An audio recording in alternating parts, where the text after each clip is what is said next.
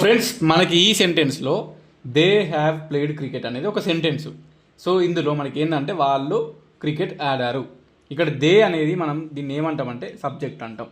ఓకేనా. ఇక్కడ హ్యావ్ అనేది ఇది ఒక హెల్పింగ్ వర్బ్. నార్మల్గా మనం సెంటెన్స్ని హెల్ప్ చేస్తా అన్నట్టు హెల్పింగ్ వర్బ్ ఇది. అండ్ ప్లేడ్ ప్లేడ్ అనేది ఏంటిది? వర్బ్ V3లు ఉంది. ఓకేనా. వర్బ్ V3లు ఉంది. V2 అయినా ప్లేడ్, V3 అయినా ప్లేడ్. V1 అంటే ప్లేడ్ ప్లేడ్. సో ఇది అన్నట్టు. సో ఇది సబ్జెక్టు, ఇది వర్బ్ V3లో ఉంది.